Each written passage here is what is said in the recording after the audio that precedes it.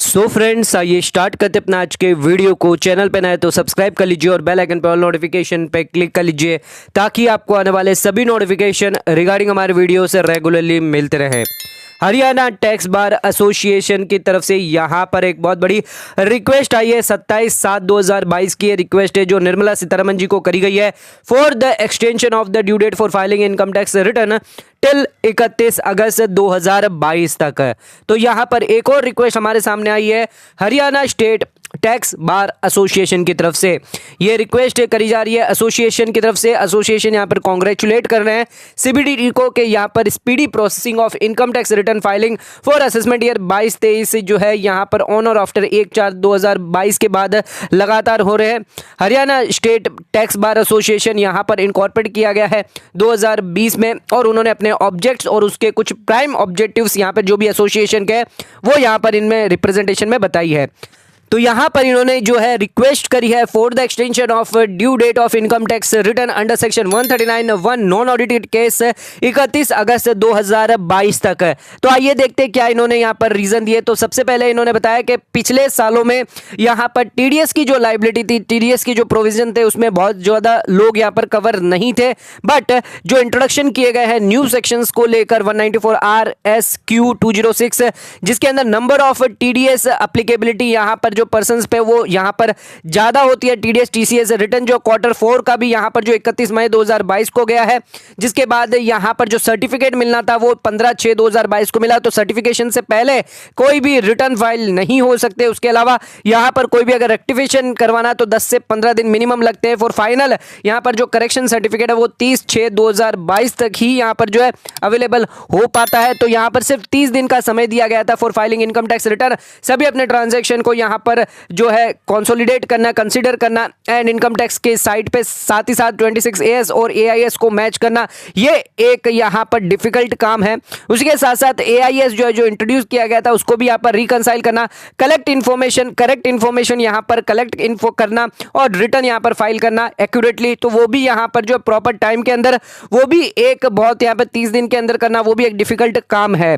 उसी के साथ साथ यहाँ पर ये भी ध्यान रखना जो इनकम टैक्स रिटर्न फाइल हुआ है प्रॉपर 26AS और AIS के साथ होना चाहिए ताकि मैच होना चाहिए। जो क्लाइंट जो डाटा देता है प्रोफेशनल्स को जो कंपेयर करते हैं यहाँ पर प्रोफेशनल जो भी इंफॉर्मेशन यहाँ पर प्रोवाइड की जाती है, तो यहाँ पर टैक्स प्रोफेशनल्स का भी एक एडिशनल एफर्ट लग रहा है।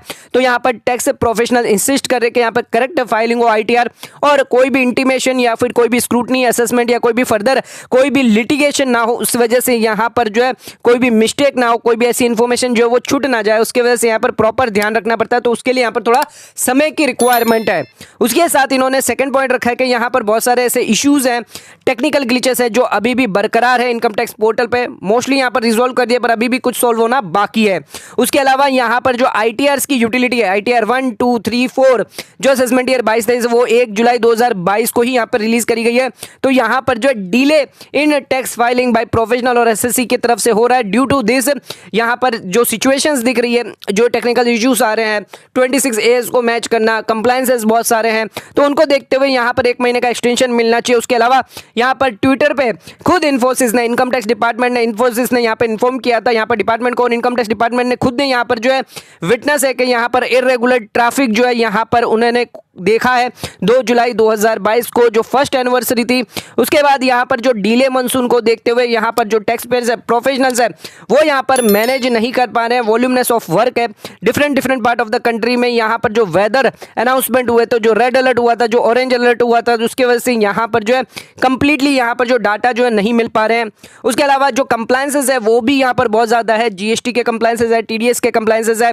तो यहाँ पर इन सभी एक्सेप्शनल सर्कमस्टेंसेस को देखते हुए एंड इन गुड सेल्फ यहाँ पर जो जल्द से जल्द एक्शन लिया जाए, एक पॉजिटिव कंसिडरेशन लिया जाए और इस रिक्वेस्ट को एक पॉजिटिव यहाँ पर जो है मिलना चाहिए। तो वेरी यूजफुल है अगर कोई टैक्सेशन, फैक्टर्निटी और ट्रेड और इंडस्ट्री के लिए अगर ये डिसीजन लिया जाता है। तो फाइनली यहाँ पर रिक्वेस्ट की जाती है कि यहाँ पर जो ड्यू डेट है वो यहाँ पर एक्सटेंड होनी चाहिए 1 महीने के लिए 31 अगस्त 2022 तक। अगर ये ऐसा होता है तो बहुत ही ज़्यादा बढ़िया होगा ट्रेड और इंडस्ट्री के लिए। We also assure all support and corporation in the guidings the tax payer in fulfilling the compliance obligations required by law and connecting between the tax payer and government. तो यहाँ पर Haryana state tax bar association ये पूरी request करी है, जहाँ पर इन्होंने डिमांड करी है कि जो ड्यू डेट है वो 1 महीने के लिए यहाँ पर जो एक्सटेंड की जाए, बिकॉज बहुत सारी सिचुएशन जो है वो यहाँ पर निकल के आ रही है कंप्लायंस को लेकर, वेदर रिलेटेड रिलेशन, कोविड को लेकर यहाँ पर जो है सिचुएशन निकल के आ रही है। तो इन सभी चीजों को देखते हुए एक एक्सेप्शनल सर्कमटेंसेस को माना जाए और यहाँ पर जो ड्यू डेट है for non audit case under section 139(1) income tax return की फाइनेंशियल ईयर 21-22 की वो एक्सटेंड होनी चाहिए। आपकी क्या राय है नीचे कमेंट करके हमें जरूर बताइएगा। अगर ड्यू डेट एक्सटेंड यहां पर होनी है तो 1 महीने के लिए एक्सटेंशन अगर होनी है यहां पर, तो नीचे कमेंट करके हमें बताइएगा कि 1 महीने का एक्सटेंशन क्या यहां पर सफिशिएंट रहेगा कि यहां पर जो ड्यू डेट है वो एक्सटेंड होनी चाहिए। तो वीडियो पसंद आए चैनल को लाइक और सब्सक्राइब जरूर करेगा, ज्यादा शेयर जरूर करेगा। धन्यवाद।